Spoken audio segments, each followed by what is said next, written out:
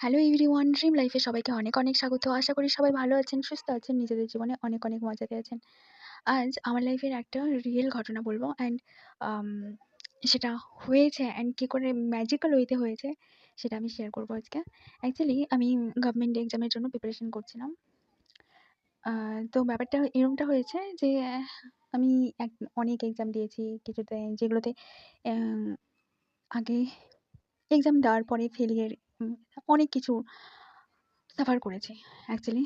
করার পরে উম কিন্তু হোপ যে সেটা যায়নি। কেন কি আমার মধ্যে একটা জিনিস ছিল যে কিছু না কিছু বেটার তো করেই নেব। তো এটা আমার ১ম থেকেই ছিল যে হ্যাঁ, আমার কিছু তো করতেই হবে। এই জিনিসটা মাথার মধ্যে ছিল। তো অ্যাকচুয়ালি যেগুলোতে সিলেকশন হতো সেগুলোতে হয়তো আমার আ ইচ্ছে হতো না, কিংবা সেটা আমার মন টানতো না। এরকম করে আর আরেকটা জিনিস যেটা ছিল যে হ্যাঁ, আমি গভর্নমেন্ট জবই করব। তো এটাও মাথায় সেট ছিল।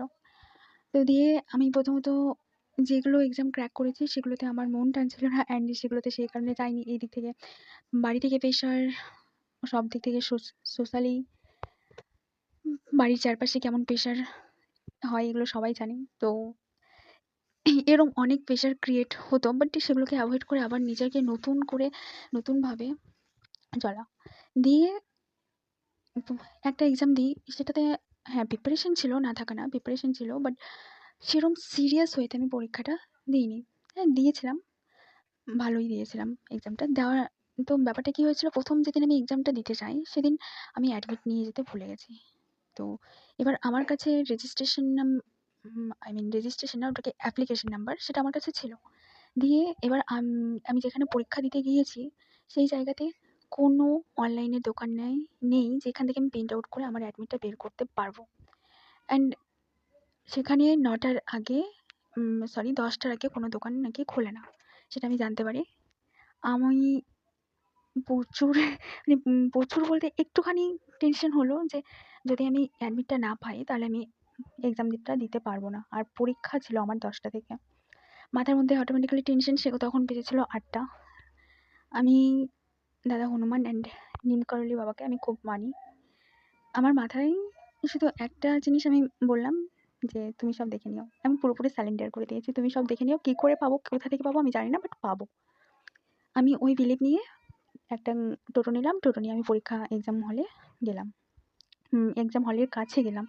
গিয়ে দেখি, যাওয়ার পথেই দেখি সেখানেই একটা অনলাইনের দোকান খুলছে।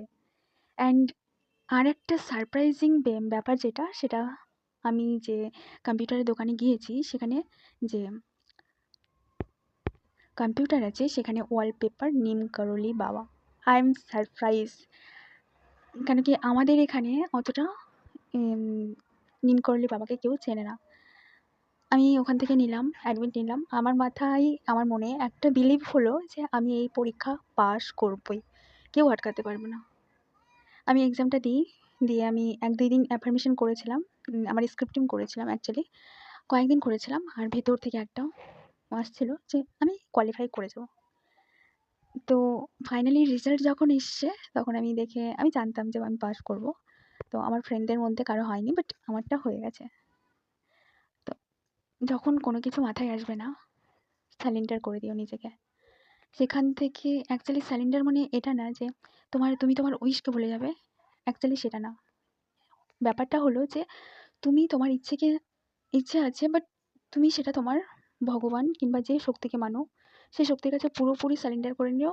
আর বলো যে আমি আমার কাজ করে দিয়েছি, এবার তুমি তোমার কর্মা করো। বাদবাকি ভগবান আছে, প্রতিটা কর্মার ফল হয়। সেটা ডিপেন্ড করে তুমি ভালো করেছো না খারাপ করেছো, কিন্তু সাকসেস তো পাবে অবশ্যই। যেটা যেটা করেছো সেটার পরিপ্রেক্ষিতে তুমি অবশ্যই ফল পাবে। কথায় বলে না যে তুমি যেমনটা আমের বীজ লাগালে সেখান থেকে আম গাছই হবে, আর সেখান থেকে জামের বীজ লাগালে সেখান থেকে জাম গাছই হবে। তো বিলিভ, আমি এর আগেও অনেক আমার অনুভূতি আছে। আমি এক্সপিরিয়েন্স এরকমটা করেছি, বাট এটা একটা অ্যামেজিং ছিল, যার জন্য আমি শেয়ার করলাম। যদি তোমাদেরও মনে হয় যে না, তোমরা কোনো কিছু বুঝতে পারছো না যে কী করবো না করবো, কোনো কিছু হচ্ছে না, কিচ্ছু করো না, সারেন্ডার করে দাও। শুধু নিজের কর্মা করো আর গডের কাছে, ভগবানের কাছে সারেন্ডার করে দাও। তিনি সব দেখে নেবেন, তোমাদের কিচ্ছু করতে হবে না। কারণ কি আমাদের বিলিভ, ওই যে সুপ্রিম পাওয়ারের ওপর যে বিলিভ, সেটা যখন স্ট্রং থাকে না, কোনো পৃথিবীর কোনো কিছুই তোমাকে ভাঙতে পারে না। কারো কাছে এমনটা শক্তি থাকে না যে তোমাকে নড়বড়ে করবে। শুধু ওই একটা জায়গায় যদি বিলিভ থাকে। শুধু বিলিভ করো, হার্ড ওয়ার্ক করে যাও, এভরিথিং ইজ পসিবল। এমন কিছু নেই যেটা পসিবল না। যেটা মনে হয় যে না, তুমি এটার যোগ্য, তোমাকে এটা ভগবান ঠিক দিয়ে দেবে। হয়তো লেট হতে পারে, কিন্তু ম্যাজিক্যাল ওয়েতে তোমার কাছে চলে আসবে। তুমি ভাবতেও পারবে না এত সুন্দর করে চলে আসবে।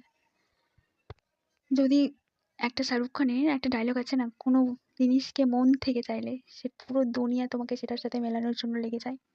এটা রিয়েল, এটা ফ্যাক্ট। কিন্তু সেই মন থেকে সেই জিনিসটাকে 100% দিয়ে চাইতে হয়। কেন কি, আমরা ওপর থেকে চাওয়া আর বাই হার্ট চাওয়া অনেক ডিফারেন্ট থাকে। যখন থেকে সেটাকে আমরা বাই হার্ট চাইবো না, সেই জিনিসটা আমাদের কাছে আসবে না। এটা ফ্যাক্ট।